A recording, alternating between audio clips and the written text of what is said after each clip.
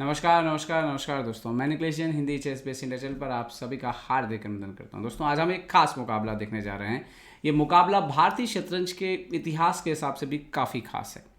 बात थी 2008 के बोन में चल रही विश्व शतरंज चैंपियनशिप की, जिसमें आनंद जी के सामने थे व्लादिमीर क्रैमनिक, जो कि उनके बहुत अच्छे दोस्त भी हैं। लेकिन इन दोनों के बीच जो मुकाबला था वो ऐतिहासिक था, बहुत बड़ा ऐतिहासिक था। क्यों? क्योंकि आनंद जी के लिहाज से आनंद हारे थे कास्परोव से 1995 की वर्ल्ड चैंपियनशिप, वो अपना एक अलग इतिहास है, आप जानते हो। और क्रैमनिक ने कास्परोव को हरा के विश्व चैंपियनशिप हासिल की थी। तो ये जो विश्व चैंपियनशिप थी आनंद जी और क्रैमनिक के बीच, ये एक कई मायनों में जो है वो खास थी। और आनंद जी ने इस विश्व चैंपियनशिप में क्रैमनिक को 6.5 4.5 के अंतर से पराजित किया था। 3 मैच में क्रैमनिक को पराजित किया था इस टूर्नामेंट में। 5वें राउंड में, तीसरे राउंड में इस तरह से पराजित किया था। और आपको बता दें, 5वें राउंड में हमने ऑलरेडी एक वीडियो बनाया हुआ है। और उस समय जब क्रैमनिक इस विश्व चैंपियनशिप में 3 मैच हारे, तो अब कहा जाता था कि क्रैमनिक जैसा खिलाड़ी तो एक टूर्नामेंट, एक साल में सॉरी जो है वो 3 मैच नहीं हारता है 1-2 साल में। तो फिर एक टूर्नामेंट में 3 मैच हारना बहुत बड़ी बात थी। और जब टूर्नामेंट ख़त्म हुआ तो क्रैमनिक ने एक्सेप्ट किया कि आनंद जो है वो बहुत बहुत बेहतरीन खेले। उनकी ओपनिंग की तैयारी जो थी वो लाजवाब थी। तो ये था तीसरा राउंड जिसका हम मैच देखने जा रहे हैं। इससे पहले 2 मुकाबले ड्रॉ हो चुके थे।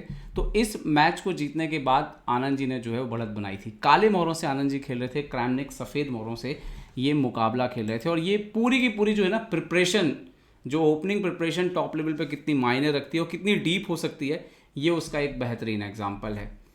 D4 के साथ गेम की शुरुआत करी क्रैमनिक ने। आनंद जी ने D5 जवाब दिया, C4, C6, night F3, night F6। बहुत सारे लोग आप इस तरह की लाइन का सामना हर रोज़ करते होंगे। और ब्लैक की तरफ से अगर आपको कोई लाइन चुननी हो, ये उनमें से एक बेहतरीन ऑप्शन है सेमी स्लाव लाइन खेलना, नाइट C3, E6।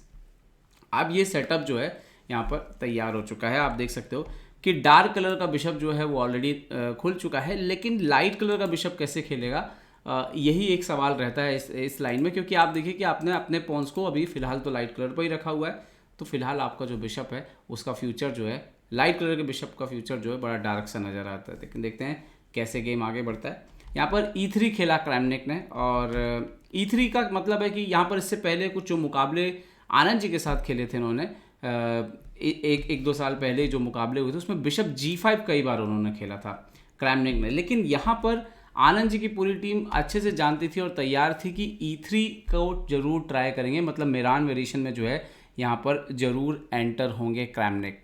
और यहीं से आनंद जी की जो प्रिपरेशन थी वो पहले से ही तैयारी जो है उनकी चल रही थी। तो आप ये भी समझ सकते हैं कि टॉप लेवल पे इसी तरह से तैयारी की जाती है। उनको पता है कि ये लाइन तो बहुत बार खेली गई है, तो उसको तो देख ही लेते हैं।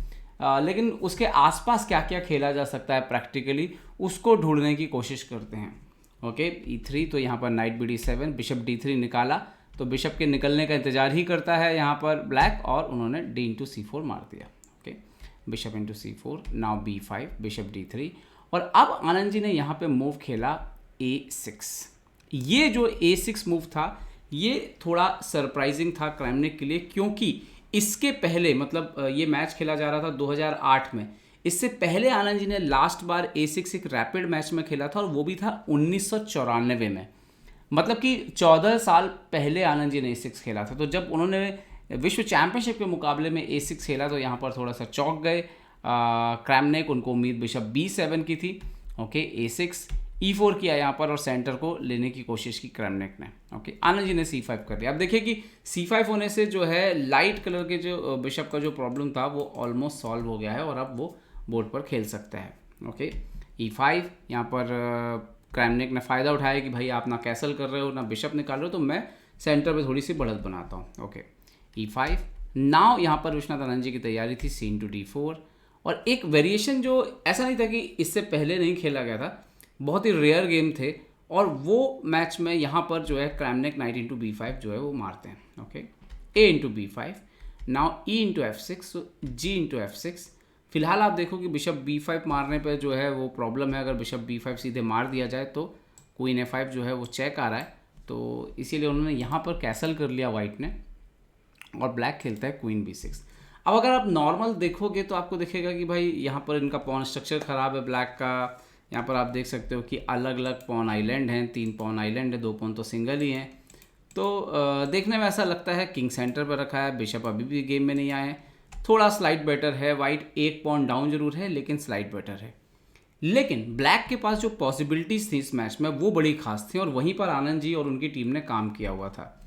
यहाँ पर क्वीन E2, इससे पहले जो मैच इसमें खेले गए थे उसमें जो नॉर्मल लाइन खेली गई थी वो थी यहाँ पर B4 वगैरह करके जो है मुकाबले खेले गए थे और ऐसा माना गया था कि इसके बाद जो पोजीशन है वो इक्वल के आसपास रहती है। लेकिन आनंद जी की टीम ने यहाँ पर बिशप B7 तैयार किया था, मतलब जब क्वीन E2 आने के बाद यहाँ पर B5 का पॉन जो है वो खतरे में है, उसको ना बचाते हुए अपने बिशप को जो है आनंद जी ने निकालना चुना। ओके, बिशप इंटू B5, मतलब पॉन जो है वो वापस कर दिया। बोर्ड पर आप देखिए कि 5-5 पॉन दोनों के पास हैं। पोजीशन देखने में ऐसा लगता है कि वाइट को तो कोई समस्या नहीं होनी चाहिए, लेकिन वाइट के पास कुछ समस्या थी। नंबर 1, ये जो बिशप का लोकेशन था ये इस पूरे डायगोनल में जो है काफ़ी इम्पैक्ट डाल रहा था। दूसरा, आने वाले समय में ये रुक ओपन फाइल में आने वाला था और सबसे महत्वपूर्ण बात, जब ये बिशप निकलेगा तो वो D6 पे जाएगा।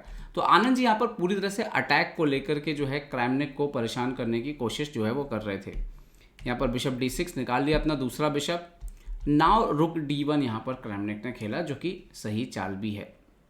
और अब यहाँ पर विश्वनाथन आनंद जी खेलते हैं रुक G8। ये सब जो था ना, ये सब प्रिपरेशन था, मतलब मैच के पहले काफ़ी उन्होंने जो है यहाँ पर काम किया हुआ था। और अब यहाँ पर वाइट खेलता है G3, नाउ रुक G4। अब ये लाइन भी जो है निकाली हुई थी। अब देखिए इसमें ये भी एक सवाल है कि क्या आपको D4 जो है वाइट मारने जाएगा या वाइट भी जो है पहले अपने किंग की सेफ्टी को तरफ देखेगा। यहाँ पर क्रैमनिक ने काफ़ी सोचने के बाद बिशप F4 खेला। अब देखने में तो ऐसा लगता है कि ये तो पीस फ्री में दिया जा रहा है क्योंकि जी वाला पॉन तो पिन है। आनंद जी ने बिशप इंटू F4 मारा, बट ये सब आनंद जी की प्रिपरेशन का हिस्सा था। अब आता है नाइट इंटू D4। अभी आप देखिए क्वीन से रुक पर अटैक है और जैसे उन्होंने रुक को बचाने के लिए आनंद जी ने यहाँ पे खेला H5। अच्छा, ये सब कुछ टिल H5 जो है वो आनंद जी की प्रिपरेशन थी।